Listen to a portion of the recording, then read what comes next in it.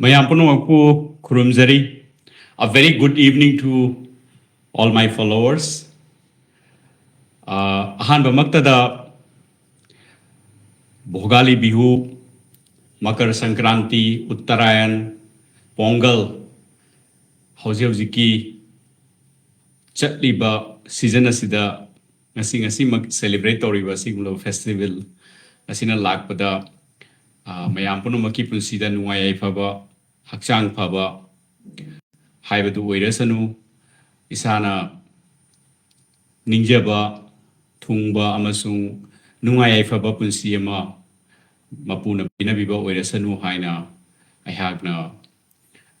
Mapudagi Yaifatoni Nizari. Ngasi evening say koi ekoi punsida yamna powerful oiraba lesson khara Bramhastra khara ekoi discuss tomina gani miyubegi punsida a big change ekoi punsida achauba ahongba ma punsida mai pakpagi lambida adugum laba pubangam laba life changing oiba Bramhastra manga khaki matang dai wari sajage Mayam the Sigi Sigumlaba powerful or about Punsida turning point of Mapiba Yaba Punsida, my park Pagilambida, Achauba progress Sama Piba Yaba, Haiba topic as I discussed of the drinking among the call. I call it Hypetan contaminacy. I call it Punsida normally a said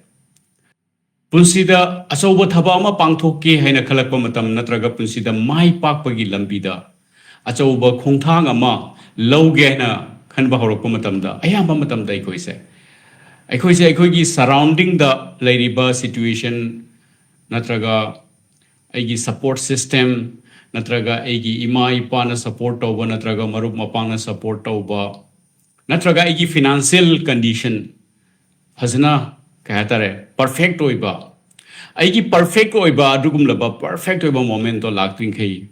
An step I'm learning deco. Ado Punsima my pakpa Yamna a hinba level success oiba Taki adumba vision nama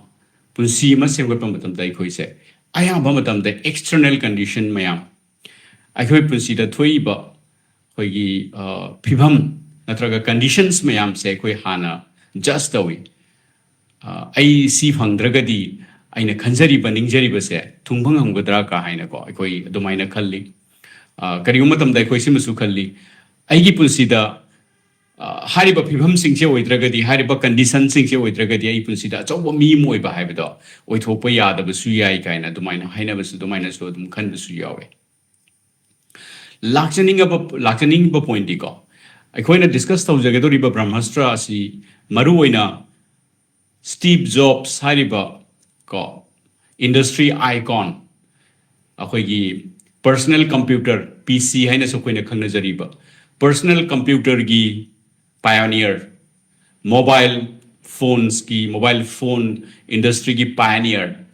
koi personal device gi pioneer adugum laba makhal gi punsi dagi adugum makhal gi miyoi taibong pansi da adukki matik chawba impact ma piramba Taiwan Pansi Leiba country Kuding Mak Prithibis Leiba country Kuding Makta Ko Mahani impact Pirambangamba. Mahana Duki Matik Chawba impact to the Muba Kuding Magna Mahaki Kai Haitare creation Mahaki Kusem Oiribadum the Boposak Singdo Atuki Matik Tamoida Chetna Tagon Naraga emotion da Chetna Tagon Naraga Hanbangamba Adugum Laba movement adugum laba cult adugum laba irama ko adugum laba semgat lamba adugum makan gi miyoi ni ko what is the start horokpo ina I see question am tanga hangjage songi pulsida sonde admire of a brand se kari oi for example shoes ta haira gadi ko gi Nike ka se ko edum Ayamna Palmna, Equina Sizineko, Nike, Reebok. I for example, handset the Haragati Maruina iPhone. iPhone Hariba can say products say aduki matik palm na aduki matik passionately nungshi na palm na koi season ai ko iPhone hari se iPhone hari se product amadagi beyond the level of a product koi na masi imagine to nei hyper product se iPhone ai se pipe kanda koi se status symbol to na koi khanei ko koi iPhone pai ragadi mi se khara class wang ba mini kai na ko mayam mangda is standard ai class se hangat hanba dum lo mokli brand na mo ina ko adu maina lo nei ko adu masai gi Nike ka hari ba Reebok ka hari ba sisu kana gum na season ba matam da ko original loiba Nike natraga Reebok ka si na ba matam da hari ba mioi se adum khara brand conscious loiba khara class maintain to za ba dum ba mioi am ni kai na ko mayam mamang da mayam ga tilak pada mayam ga pulak pada isagi class ama maintain to za ba ai izzat ma oiba dumaina isagi level se grade se wang khalan ba dum ba product na moi adu bo iPhone na ohel ba degree du di hari ba sing du de ge mu hele na khanjei ko iPhone na khoi gi ka tare iPhone season ba kanda mi gi mamang da aina isana isabu aina haise eha ki matang da haise banate ko eha na haise ri se iPhone generally normally iPhone season ba pamba music gi matang da haise bani ko iPhone se makoi na season ba matam da makoi masana masabu ka hatar thag wang ba mioyam ni natraga my class se wang ba mioyam ne khanjari ba se mase Nike amasung Reebok season raga khanba degree du dagi khare hen wangi haijari ba ko aduna iPhone hai se atu ki matik successful product amni iPhone hai se kana na creator abi Steve Jobs na creator abi ko Apple hari ba ngasi gi ko Apple gi iMac ka hari ba ko gi laptop season ba kanda adum ka hatare masagi mi du gi class mi du gi grade to wang khalan li kaina koina masana masabu khanjaba adugum loba iMac hari ba sisu Steve Jobs ki creation ni ko Apple ki creation ni ko Apple laiba company asimak Steve Jobs na hodo piramani ko okay adu oita aragadi Steve Jobs hari ba nupa se mai paklaba parents ki masa oina porapra natraga mahak si karamba kamaina hore Steve Jobs ki matang da ngasi akoi gi research macha matang akoi share tong na dominasi Steve Jobs ki matang da tamsin ba ya ba dugum laba akoi gi lesson do akoi ngahak tang ko ahan bada lesson to discuss to dringe gi mamang da maru oina akoi mahaki punsi da research macha amtang akoi discuss to minasi Steve Jobs sai se mahaki punsi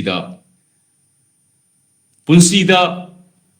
measurably fail oibagi adugum laba recipe mayamna yom laga polo panupa amani ko koigi success oiba natraga nungai phaba imung di yam lam thang grasi adubu mahaki punsi da normal oiba punsi ma hingba yabagi condition sungyau yaudaba punsi da mahak se mi oiraroi mahak se di leikha tarani mahak se di mangani haiba adugum laba phibam adugum phibam oiba yaba recipe mayama mana koisel laga polak panupa amani haiba gerthadi Steve Jobs haiba se unmarried oiba couple haiba di nungsinaba luhongdaba pakhang leisabina pokpa adugum laba angang ma oina mase taimung panda khongdare mahak polak pa matamda maku pokpiriba mama mapana pawba yokpidaba konsinbidaba akhoi dum relate tausi polokpa kanda mahapu hek popiba mama mapana konsinbidaba lausinbidaba adugumba laibak ni adugumba laibak puraga lai mase hawlokpa kanda that is how he started in his life adugi matungda mu Paul and Carla sina makse yok paniko maku hek polokpa biological father and mother di yamna publicize oidre ado makoina polaba matungda mahak se adoption gi damakta mayamda pau sandoe mase sumaina nga ma poe si ngang ki yopi uwen kana gumana se adoption toba pambiragadi ko kana gumana adopt toba pambiragadi kana gumana yokcha ba pambiragadi masi yopi ba yagani haiba ge dugum laba mayamda information se spread toba kanda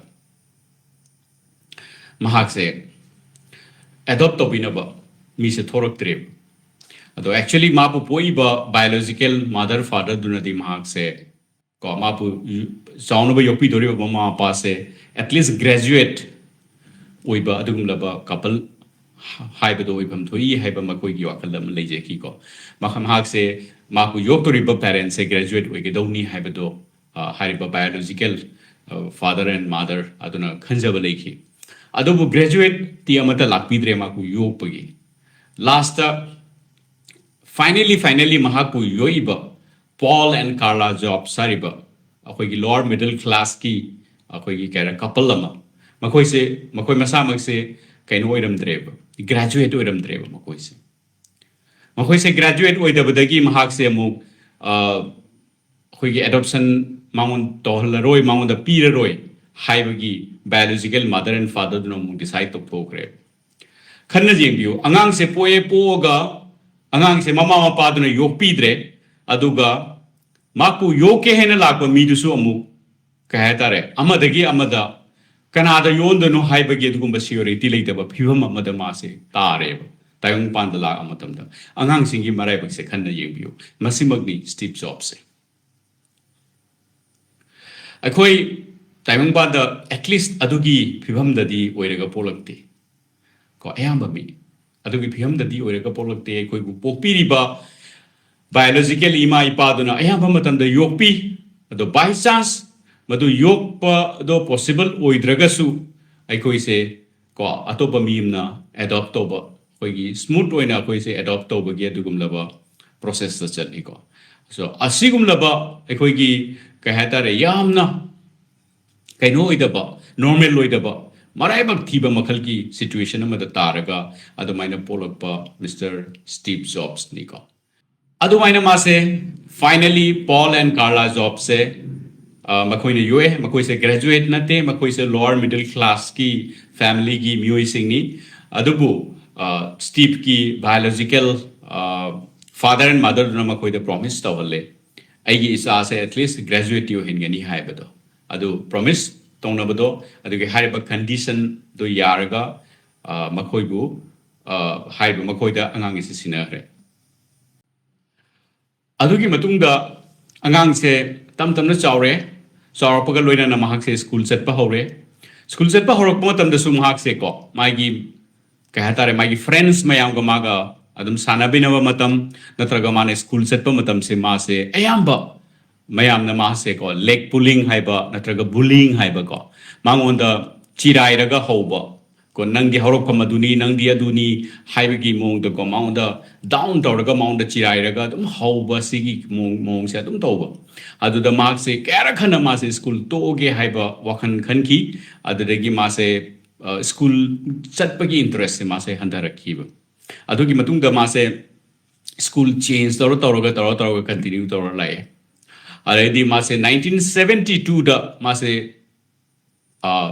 college admission tawi maku mana pokiba sahi dudi 24 February 1955 the mark se San Francisco da ma se pokpani ko ado 1972 da ma se college chatpa hore matung da ma se realize tawre mana posaka ma yamna thamoi da nuai ta posaka ma realize tawre madudi kari no haikanda mahaki larik tambasigi kharcha punabag damakta mahaki mama mapa mapu yopiriba mama mapa Paul and Carla Jobs se makoi punsida leijaba sentum makoi na tansin jarakpa makoi na save to jarakpa khuding makse makoi na spend to kre makoi na sale leitre ado mahana college tambagi damakta mahana kahatare madugi expenditure mana spend to godoba by sense mama mapa na wana tanjaraga somehow manage tawraga magi damakta sin base ma yengba ngamdreba ma somehow noma gi guilt amalaeba guilty feel to base ma kaureba aduregi manu ma decide tawre ai college tambase to again mane college tamba hauraba matung tha taruk ta ngai ni da ma se college tamba lepe college tamba lepe adugi matung da ma se tamsin badi lepte magi punsi da tamsin bahai pese magi passion amani ma se unconventional way da ko college ka da bi school chat bi institutes natraga course yaudabida atopa free da tambayaba matamduda mase tamsin bahore ngasi dauna hojik dauna khoi YouTube da tambayaba internet da tambayaba gi opportunity mayam se matamduda di leiramde adu moina mak mahak se ko tamsin badi mase lepte calligraphy kaina calligraphy ka is magyam thina pamjana tamami ko maramdi si se tamba ka da masina kari khana ni haiba thu dok ma khangde ma khoi gi mana tamami ba college mana tamami ba college adugi mamang da khoi calligraphy gi free course ama piramba ado mana yausal ga tamme ado hairiba mahana hujik tam seliba se tung da mahakna computer sarak pa kanda thabuk ta kana rei khoi aduna mahana si point sim su hai punsida ꯑꯩꯈꯣꯏꯒꯤ ꯄꯨꯟꯁꯤꯗ ꯉꯁꯤ ꯊꯣꯛꯏꯕ ꯊꯧꯗꯣꯛꯁꯤꯡꯁꯦ ꯅꯣꯡꯃꯗꯤ ꯑꯩꯒꯤ ꯄꯨꯟꯁꯤꯗ ꯀꯥꯟꯅꯕ ꯃꯆꯥꯛ ꯑꯃ ꯁꯣꯏꯗꯅ ꯑꯣꯏꯔꯛꯀꯅꯤ ꯑꯗꯨꯅ ꯉꯁꯤ ꯊꯣꯛꯏꯕ ꯊꯧꯗꯣꯛꯁꯤꯗ ꯀꯔꯤ ꯇꯝꯁꯤꯟꯕ ꯌꯥꯏ ꯍꯥꯏꯕꯗꯣ ꯃꯤꯀꯨꯞ ꯈꯨꯗꯤꯡꯒꯤ ꯑꯩꯈꯣꯏ ꯌꯦꯡꯉꯒ ꯆꯠꯂꯒꯗꯤ ꯀꯥꯟꯅꯕ ꯂꯧꯔꯒ ꯆꯠꯂꯒꯗꯤ ꯃꯇꯝ ꯑꯃꯗ ꯍꯥꯏꯔꯤꯕ ꯄꯣꯠꯁꯤꯒꯤ ꯀꯥꯟꯅꯕꯗꯣ ꯂꯥꯛꯀꯅꯤ ꯃꯍꯥꯛꯅ ꯌꯥꯝ ꯐꯖꯅ ꯀꯣ connecting the dots haina mahana sigi points se sigi kay tare process se mana hairamiko connecting the dots haibadi hayeng sahi khara haukraba matungda ko sahi mari manga tara haukraba matungda aina sahi mari manga mamangda sahi tara mamangda tamsin gi ba posak amakhak ngasi thabak ta kanarakpa ado mamangi dot to ngasi gi dot siga connect torokpa adongi life so adugumba situation thokpi bra adum khanbiyu thokpa yawe ko makha muta jage asmaina adum torokpadagi mahak se tamna sen thum gi awa base no gi ma se severe koi financial problems ta ma se kahta re run through the way my punsi se sen thum gi awa financial awa base amuk ka hena ma se kahta re mayuk na re ado tamna mahak se nongmagi chanaba natraga magi leifam se ma organize to bangamdre aduna mamanabagi yumda akhoi makhada tharaga natraga sofa hippaga mase matam lenba punsi lenba se helpreba ado matam sinbadi lepte ado yaringai mangna magi mabu yokpiri ba mama pa sida mase burden oidana ba mase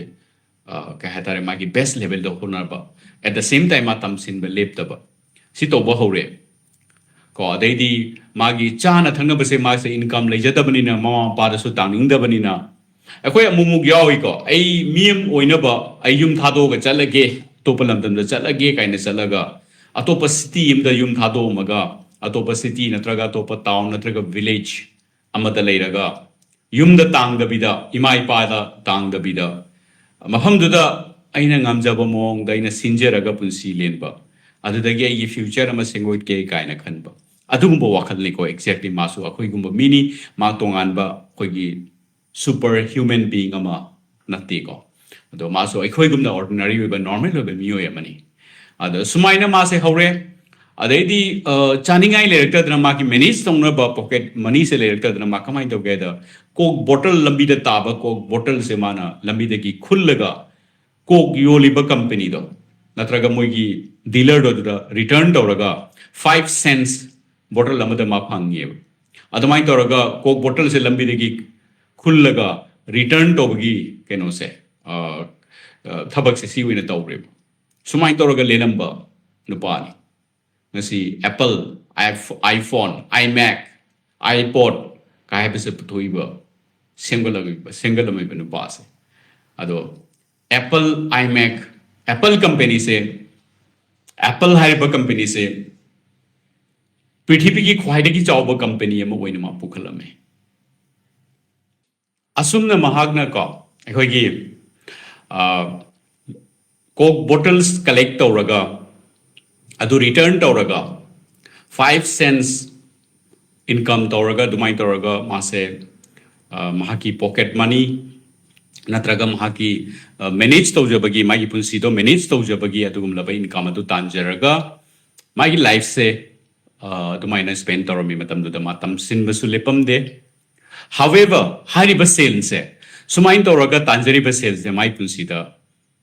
magi darka ta badati mid oide aduna maram moraga ma chaba se nongma phawba mamam thandana chadi matamduda akhoi imagine tawna yengsi ko mai punsi se nungsidra haiba matam sida nahawariba ingkhalakpa matam sida mahak se mapuk thanna chabagi chaba phangbagi adugi maraiba phawba mahagi punsida tambidaba adugumba laibak ni ko mana hori se ado haiba mana semamiba company se ma ki punsi sida mama pa natraga tayang pan sida khairak amata yaudana masana semgalamiba mahaki punsi se mahana semgalamba company apple hairi se aina hojik panjaki ba $3 trillion ki turnover oramba adugumlaba level phau da pukhalami ko adu matungda hojik su grow tawri haiba company se prithvi da lairiba 186 countries ki GDP dagi hena chawba hen badugumlaba khoi turnover ni ko India ki GDP dagi henba adugumlaba magi turnover ni magi company ki turnover se akhoi ki countries ka compare toragati matam duda aina compare tor se around mane hingi matam adwai matam da ko asida US China Japan Germany haiba country khara se sinatabata topa any country dagi mahaki Apple company gi turnover se chawba hele ba haiba country sing dugi GDP dagi ke hatare mahaki company gi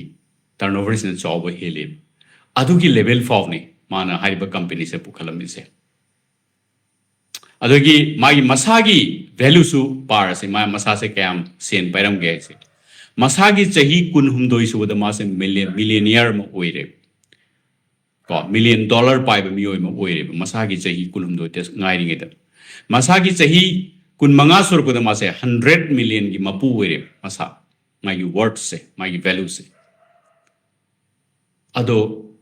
sigi possibility se masana masagi punsi da semjeraga hingraba nupa amane mahaki punsi da gi karingumba khara akoina tamsin pa kanga akoi punsi da kana roidra haiba masak sing do akoi haipet akoi next 20-30 minutes asida akoi discuss to minaraga research to minaraga discuss to siko ado learning kari lo thokpa yai di matang da akoi khangmina siko maki ngahaki ngasai gi story dum lak chage mahaki ngasai gi angang ringi nahau ringi punsi gi story dum lake wana lening i matam mahagna coke bottles collect tawraga return tawraga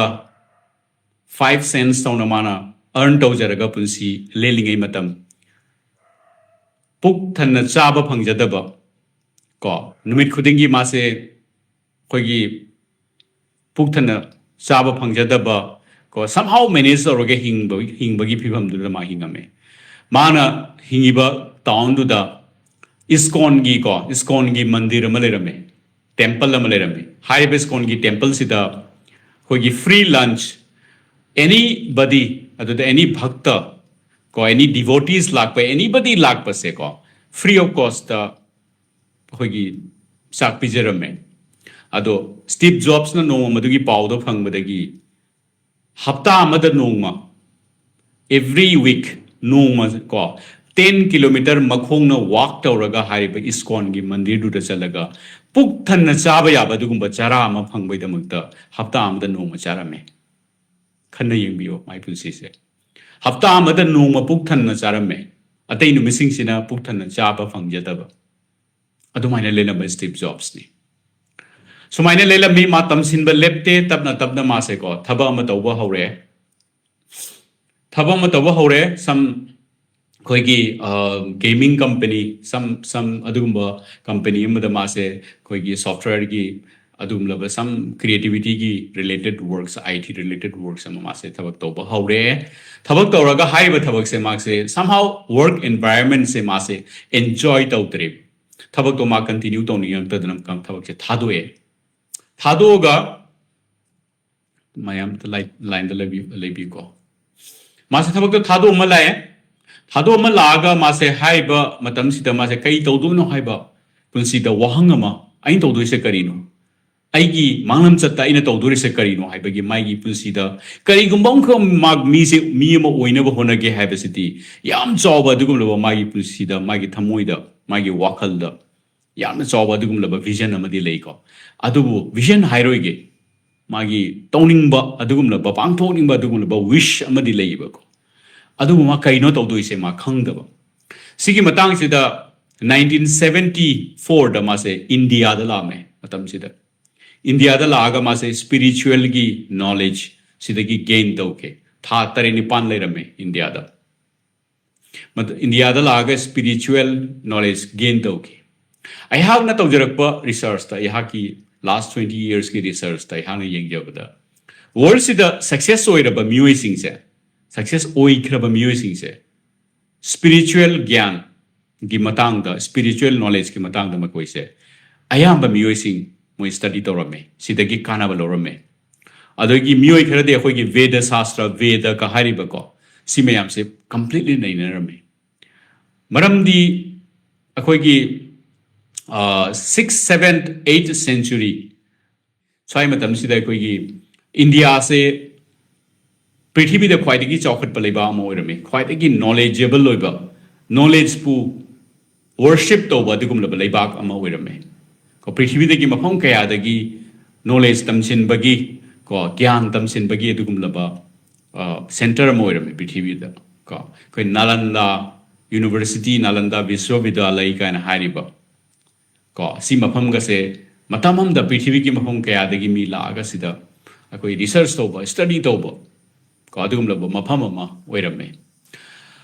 okay Steve Jobs se India da laga spiritual knowledge se matamaga ma halle 1974 da ni India da la ambase aduga 1976 da mahak se magi partner Steve Wozniak haiba magi partner amaga loina na Apple haiba company se makoina hodu Haudopaga 2-3 years ki manungda haiba company se aduki matik prosper oire ko $1 million earn toba yam chawba company ma oikhale ko matungda haiba company se 100 million 200 million 300 million ko si turnover torokum tam se tam the company se listed oire listed haiba gerthadi haiba company se share market ta open oire company se haiba company se Chaurakpadagi company se board ama form tawre board ama form tawraga board ama leirakpa taragadi man haujarappa company oiragasu mahaki decision chatpa yararoi board tuna decide tawba decision tu da oina makoi chattaba yarakte matam du da ko tam da company se chaurakpagi matungina makhan gi mi board ta koi gi makoi ka tare include tawba hore diversify tawba hore Haurakpadagi tamna akhoi opinion gi clash so dum lakpa horeba akhoi opinion clash in opinion lakpadagi kedoga da no madi Steve Jobs ka haiba company du da matham du da leramba CEO John Scully haibam lerami ko John Scully haiba CEO siga maga clash tawnareba opinion je manadabadagi clash tawnarpadagi ultimately kamai toga da mabani se ko Arya Park kaina bado either nang na leibama natraga ina leibama companies da high phim da laib lapo da board sina kamai to get the John Scully CEO siki site law gore mas company dagi fire tawre tandore masana hujaba company dagi masamaku tandho pirakpo mai pulsi da publicly mayam mamang da yamna adugum laba ikai ningai ba phibam ma oikre kesu leram da ba mahak se millionaire abdo oire mayamna sakhangba Apple haiba company simgalakpa adugulaba sakhangba entrepreneur ma mayamna oire America khuding entire America da ma se masakhangba mioi ma oire ado haiba mioi se company dugi board members sing na pullaga ma se company du dagi out tawre yam ikai ngai ni publicly ma se mayam wang thoga miuna bagi magi face to bok ma leirakta ba matam ade matam du ma masana ko proactively matam dugi so businessmen singi manakta chalaga mahangna haireba I'm sorry ai gi site tagi nakhoi gumba ka hatare matam du da achoba entrepreneur ma oirakpa achoba business person ma oirakpa khai se ko akhoi gi America da yamne jet leningai ba port amani makhoi gi status am tongan ba adugumba leiba adugumba post kano mani port amani aduda mana huji mayam da sorry haram bai maram dikesuna te akhoi gi maming leiraba entrepreneur sing gi adugum laba status to aduda sok pathabam tawre aina fail oibsina maram moina ko he is so humble atoki matik thamoi degi ma se ko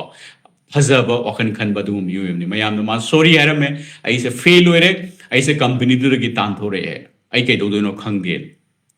but he never gave up haiba sahi dumakta da mahagna ko next type of company ma hore adu matung da ma se Pixar haiba company akoi gi movie ka puthok pa dum ba company adu gi su major funding mana pire tam toraga ko haiba company ani maksa adu ki matik phajana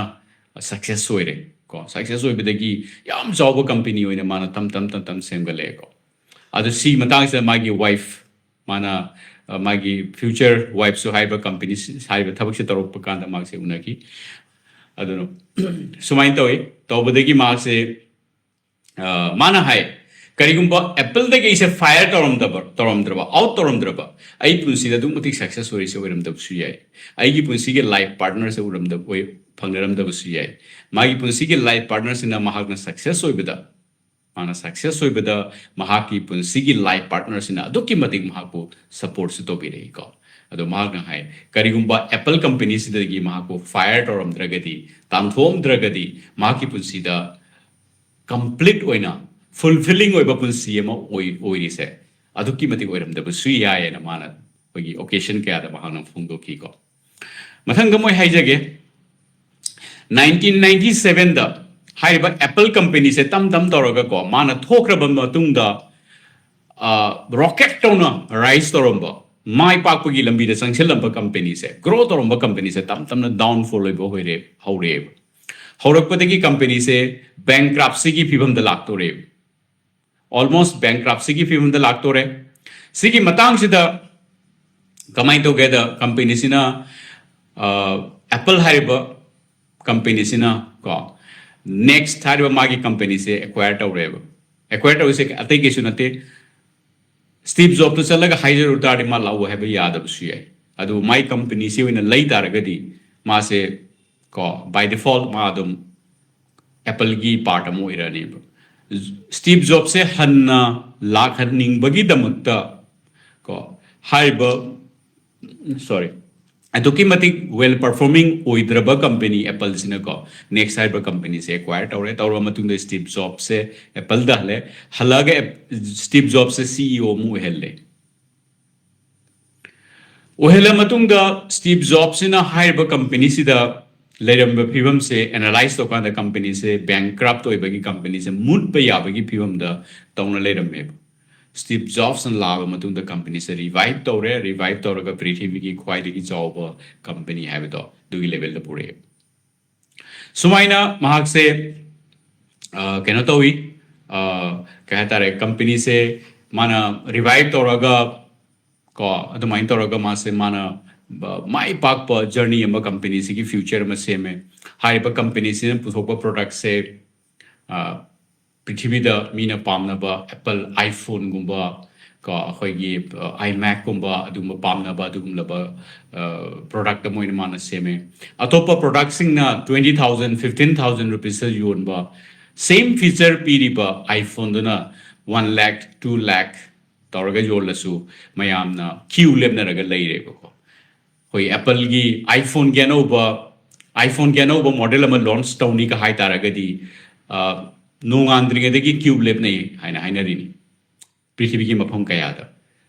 adugum loba product to iPhone khuding makta Steve Jobs ki magi contribution magi emotion macha mamam yauri ne okay saurana si sini magi yam samna thamjabani ko yam sangdabi da telaba video sida si sini magi punsi gi chorakpa aina brief study amaka but hauji brahmastra laksi ko brahmastra se hauji share tawdri ko magi punsi dagi aikoina tamdori ba brahmastra se karino haibido hauji akoi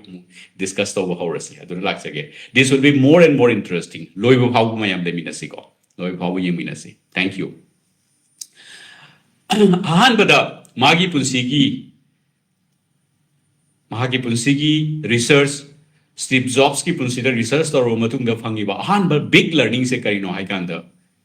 turn the pain into power punsida khwaidagi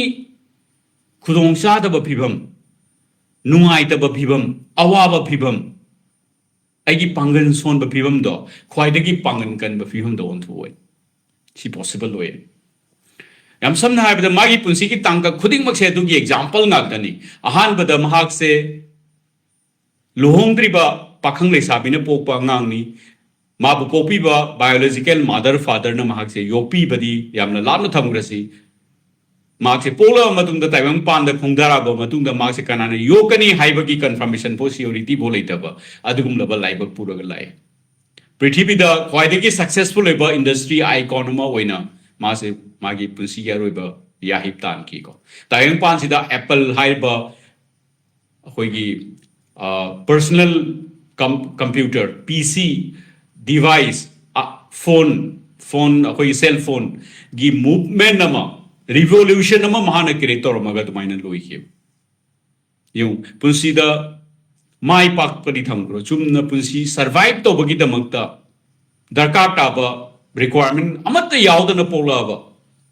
marai bakta amata pidana pola ba mioi do tayang pan da kwai gi mai pa ba mioi ba moina mai punsi se loi ki ko apple have a company masana how do company mai pa ba company do company tu lagi company how do ba mi do tan thore adu kai dore ma chakra matung da company do mu continue to wangam da badagi mahal se mu kaure mana bankrupt to ba company do mahagna prithvi ki khwairi chawa company oiba ngamna badugi foundation do semaga dugi progress ki lambi da mana thamamaga chatke ngasi su continue to ma laikhidre Mr. Tim Cook haibanu padana CEO hargo huji run tawri but my success journey is adum continue tawri ko ngasi su iPhone haibada iPhone amma paiba kanda ai status symbol ne ngasi su mioi ba khuding mangna proudly my product se pairaga chatle ko aduna aina haijening is the first learning from his life is that turn the pain into power. If Steve Jobs can do it, we can also try for it. My consider ko amukak to boy raga de yai by chance mas lucky with the gi yaki banana. But my consider step by step ko hoigi one after another. Punsi chupa incident after incident haiba quality se mahagna ko practically hingaga laiyeba pain se power demand on thoreba ado ekhoi su can we also try for it sisima hanba learning ni ko hanba brahmastra hai je ko sise ani suba brahmastra hai taragadi manako Steve Jobs ina magi punsida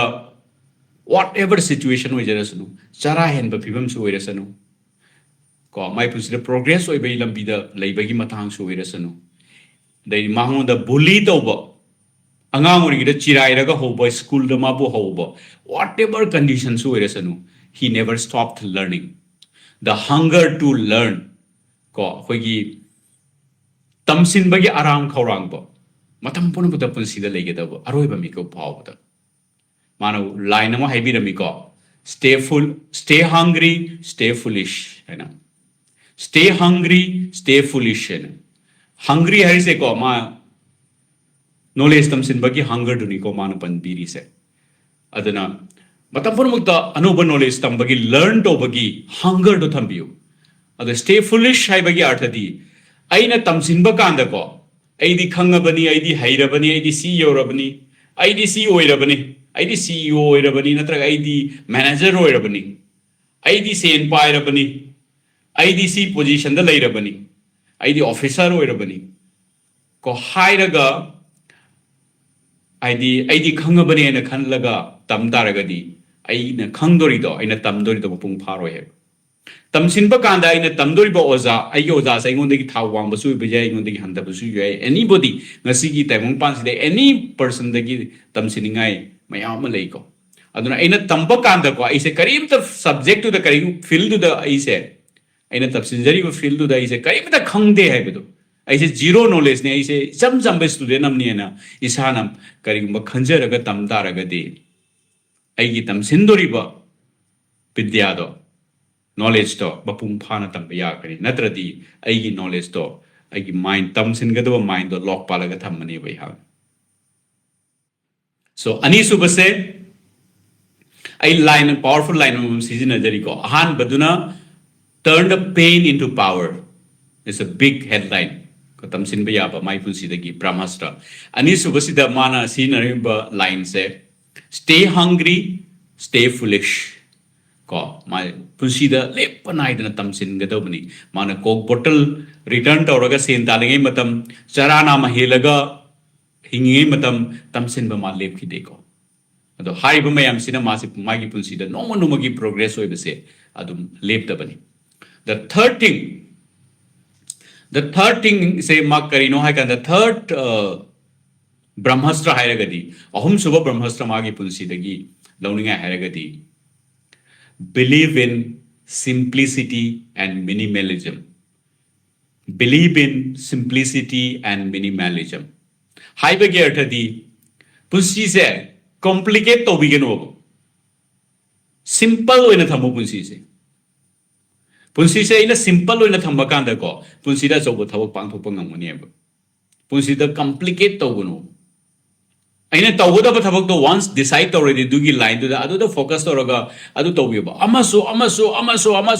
phai heba mayam to gono sigi yam jobo mahaki punsi de ge hagna research sa phangjarak pa example ma haijagi mahagna apple da halaki ba matam do mana apple dagi fire tawraga apple da halakiba matam do haiba matam duda apple company se bankruptcy gi film da lerame company se mutpa gi film da lerame ko adarigi mana navigate tawraga survive to halaga mana manage tawraga world gi best oiba biggest company da mana pukhalamini mana halakpa matam sira kari uge hai kana magi team members mayam board members mayam senior management ki miyoi kaya si kauraga mahana discuss over kada kari thor kaya da apple have a company se matam du da some 300 to 400 products makoi se yolam me apple companies man have a product khuding maki ko P&L profit and loss analysis profit organa kya hoy loss organa kya hoy karigi profit orino karigi loss orino entire details mana kokhalle bambatung da mahana kari uge kanda company du ki major problem se kaino da product ayama product yamani he makoi se manage to dre phajana production to khara ma phatta busu yawi karam na kana busu yawi the mana ko production loin ban tawre just product khara khak powerful eba product khara khak mana business ida continue tawre de mana yamna anova innovative oiba product khara mana develop tawre matam du da iMac iPod the iPhone guys mana horak pani matam du da mana no entry torok podo si matam si da mana high production ke mana develop torok pani mamang da leramde ade companies shine to rise to mo horak pani ado company ma product khara khak yamna powerful oiba yamna impactful oiba ko iconic oiba product mana ise yamna powerful oiba pot khara khak icham chamna yamna simplified oiba mongda minimalism simplicity and minimalism sida belief to sida apply to ga to people sida mai pa ke heradi achoba success oi ge heradi sina ahum suba Brahmastra ko mayam kari khanbi adum comment pibiro mayam gi suggestions mayam gi comment tajaningi maduna ingonda aina share to zariba aya ki punsi gi research tagi longthorok pa nuggets macha ko koi gi punsi da kana ba punsi da mai pa ko da kana ba dugumla ba topic macha ina share to jabasida hena motivate oi hali hariba mayam gi comments mayam gi adugumla ba motivation inspiration mayam do na worry the laksa game Steve Jobs ki worry the so housing mo mari suba Brahmastra metang worry sa asim mana he punsida do only iconic work in your life ko ngasagi minimalism duga haibet mari leini ko pot amaso tawuno haibu duga mana aise punsi dane do only iconic works in your life haiber thedi nasagi punsi da nahana tawri thabak to nasagi punsi da nahana tawbo ngamba thabak mayam dagi mayam gi marakta achauba khwai dagi chauba iconic oiba adugumba thabak khara khala adu khata tawwa tabak aina karigumba ai punsi da ai feel da hairasiba tabak chama tawba yabagi opportunity leitaragi tabak chama tawbigeno tabak manga khak tara khak achauba iconic oiba tabak khangat piraga haiba tabak sing tawbiyo aduna do only iconic works sige example ma haijage ko iPhone sige matang dani iPhone haiba product se magna can to visualize tawraga mahaki kaiter experts me mating lawraga mahang haiba product se design tawraga haiba product se sumain tawdoni sumain tawdoni haido discuss tawra matung the entire product sigi 360 degree design se same matung da sabagi production gi damuk ta mana command pigre production tawre tawra matung da magi production team sina senior management ka loina na team sina Steve Jobs se kauraga maunda utle product se sir this is the product we have made this is iPhone I call iPhone se maunda utle utpa kanda mahana iPhone se check tawre mana ahama check tawre mathak se dum check tawre adedi mana hangdu hare iPhone se hangdu phone se hangdoga man do yengi ado mana phammaga feedback pi mayamda yengu iPhone is not ready for launch iPhone se ready hoidri iPhone da problem khara len ahanba problem se karino hai ganda ma iPhone sida makoina discuss tau ki ba iPhone pi ge do features facilities law in a perfect way na phangaba matung dani ko mana hairi se iPhone hai ba product se degi CC feature pini CC masiregi service phangangani CC app yagani whatever software ki daka tab makoina discuss tau ki khuding mak to fulfill taro matung dani mana hairi se iPhone is not ready ado mana hairi se iPhone se yeng bada phajaning badu ki level lo yaudriye iPhone se mina yeng bada ningsu mangsu u bada katare lik tawning ba lekning ba adu yauna phajaga dawni iPhone se adu natragadi iPhone se ready hoidriye mamang ta na aduna ikone yengba kanda to phone sing di ninga manga yengba da mamang se phajaraga ning du di adum yana ba adum loina magi mong do look and feel do even eb ado iPhone gi maning je yung mamanga maninga adum chap anana adum phajabani ado Steve Jobs ki specific magi wish ni magi command ni ko sima haire ani su da man haire iPhone se hanga ba matung da iPhone gi manung da lai ba look to hangdo matung da uri ba look to adu ki matung neat and clean phajabo ge dawni designed ho ge dawni it should be a piece of art software si product ma hardware ma oina one loi dawni this should be seen as a piece of art akhoi gi kanagom na painting tawraga painting phajaba ma yengbo do uba phangbo do adu maina iPhone se manung su mapan su tumati neat and clean oraga artistic oiba dumba sakta mo oina one ge dawni na se machine na mo oina natraga device mo oina mingonda fill on gan one haiba porani se symbol orakanda ingonda hairo du matung da iPhone se amuka check tawni adu da yare haira kanda iPhone se launch tawgane na manu my team da haire adu my team na sir iPhone se ngasai mapan dagi phajabado maning su phajala si yare adubu iPhone se hangdoga kanana yengdoi no no ain hairi se masi tawgadawni sumaina hai batung da boss na haibani yabata bani aduna iPhone se dumain tawga haiba condition ani se su fulfill tawraba matung da iPhone se my team na perfectly same matung da ready tawra matung da mangonda laga mulle sir iPhone is ready as per your wish haira matung da mana check to kanda perfectly madu ure then he congratulated mana team do congratulate tawre team du gi leader saraiba team du gi leader du da manung da sign da hole iPhone gi manung du da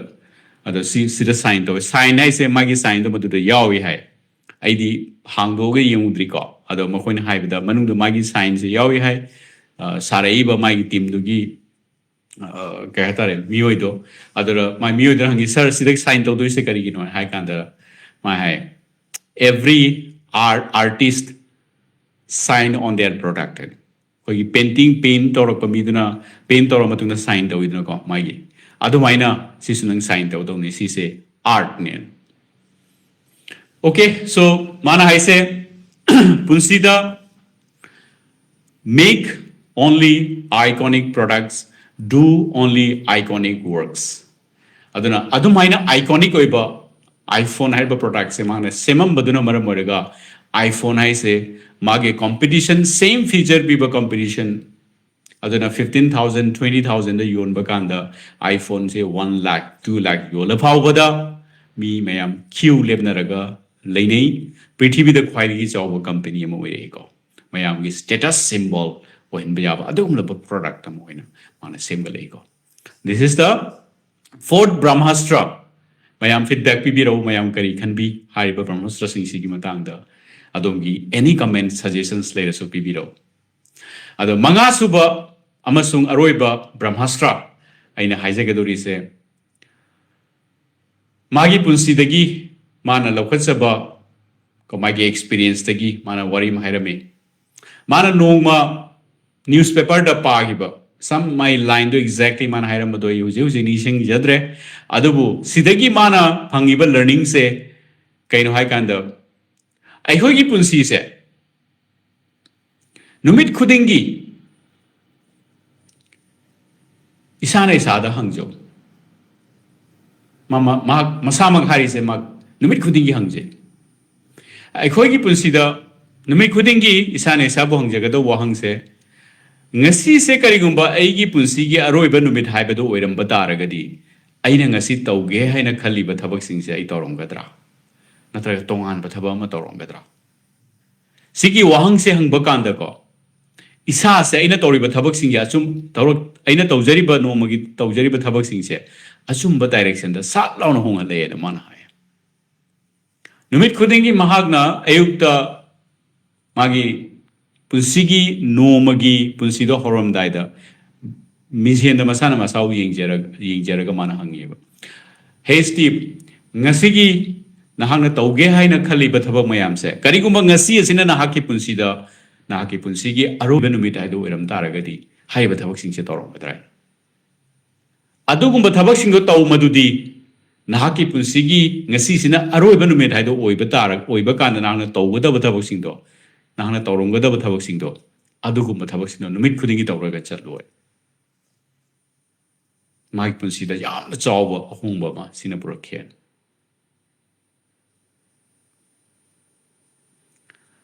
koisu nomagi ekoina tawriba thabak singse by and large ekoi ayamba mi aina tawningba thabak khara adu tawi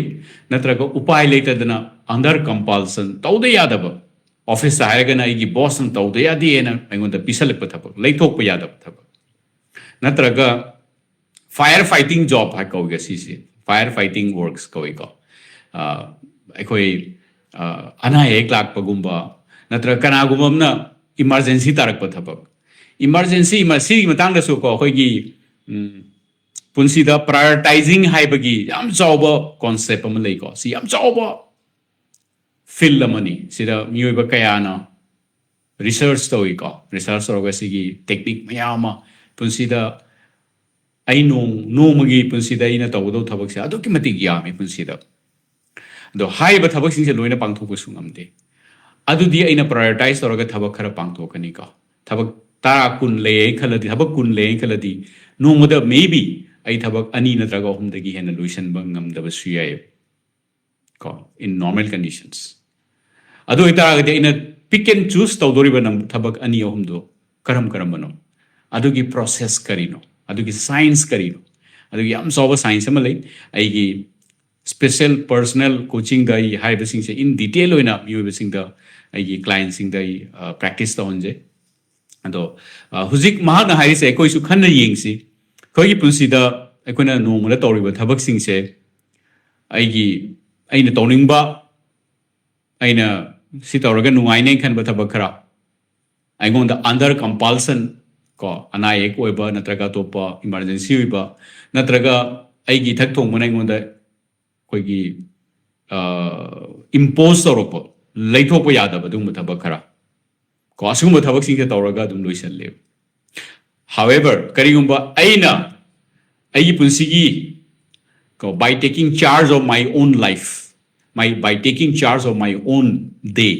ngasi numisa aina take charge tawraga charge lojaraga ko aina driver gi sit phamaga ko pilot amoina ai gari se drive to bagi type ta ko aina pamjaba aina chatkadaba direction do thobai type ta ko adu dumaina ai punsi sida karigumba ngasi sina ai punsi gi aroi banumit haibado oiram bataragadi aina ngasi tauge haina khaliba thabak sing sei tawromgadra natraga atopa thabak khara oina pangthok lamgadra Sima Kangminaba. So, to summarize, Ahanbada, Koina Hari se Punsida, Ahanba Bramhastra turned the pain into power. Anisubha Bramhastra, stay hungry, stay foolish. Always have the hunger to learn. Punsida, learn to bagi tamsin bagi adugumlaba arang khorang budo. Matampuna magta. Isada lehalaga. Tamsin ba leptaba sima hai ko ahum subada the power of simplicity and minimalism punsida complicate tawdaba punsida simplify tawba punsida pot mayama tanabai muhota akaknaba pot khara tanaba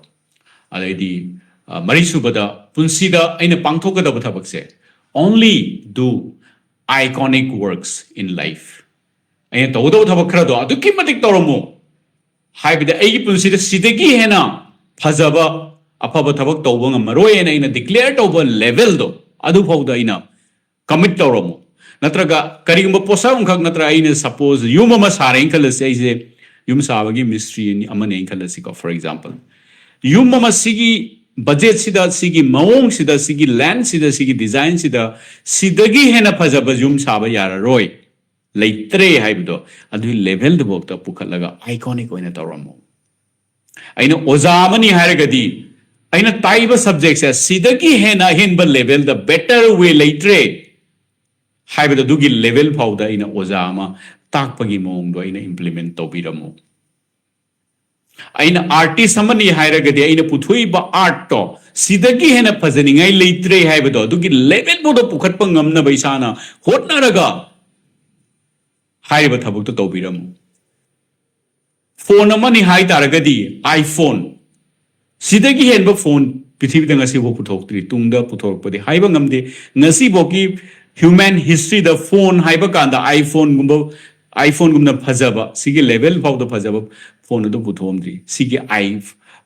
iconic works in Mana mention Tobiram is Aduna. Isai filled up. Phone Katanate is Hana Tauzariba, Isagi Chasariba Lambiduda, Aina Tauzariba Tabakto.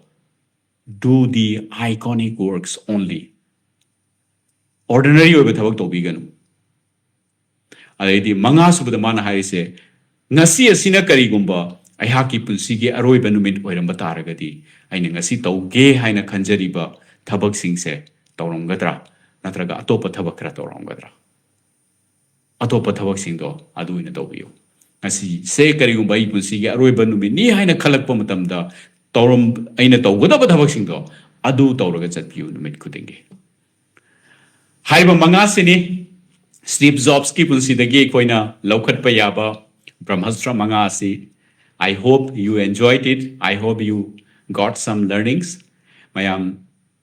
Bramhastra Mangana Amasung Steve Zobski Punsigi Atin Bawari Sidagi Kanaba Masakara Pambire Haina Ayang Tajay Adomgi Mamal Yamnaba comments, suggestions, motivation Tambiu, Asirbat, blessings Tambiu. Ayana Sangsin Jari Bakongjang Ayaki movement succeed by design Hariba movement Asida Mayamgi Nungsiba Mayamgi support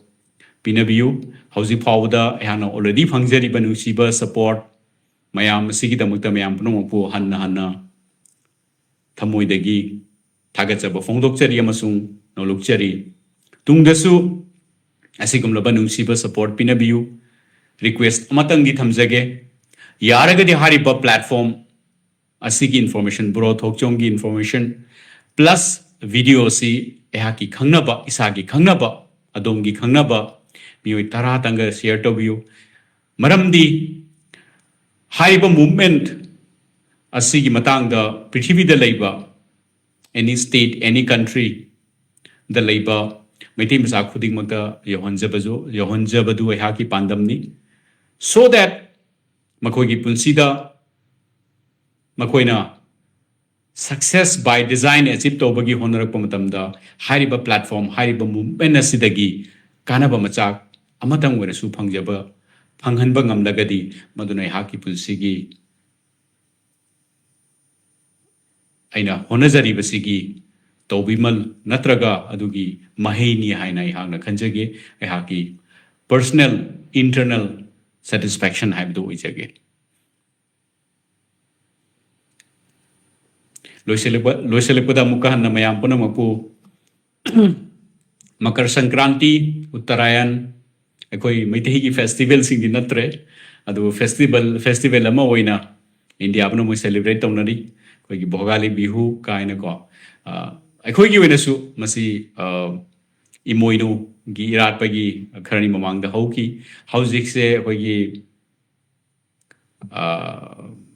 kaya tare koina low singu toro matungda harvesting gi matamni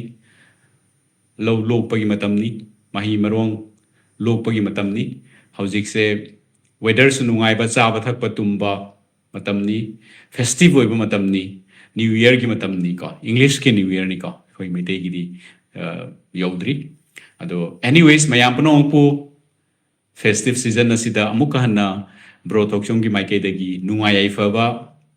haksang fa ba punsida manglam chatta sakhatpa shanti oiba meaningful oiba joyful oiba nungai ba dugumba punsi adu taibang semba mapuna adongi punsida masung adongi loved ones singi punsida pinabiba oirasanu haiba asigumlaba prayer si thamjaraga ngasi bro thoksomna mayam dagi kaina bagi yathang adoni jari thank you so much bye bye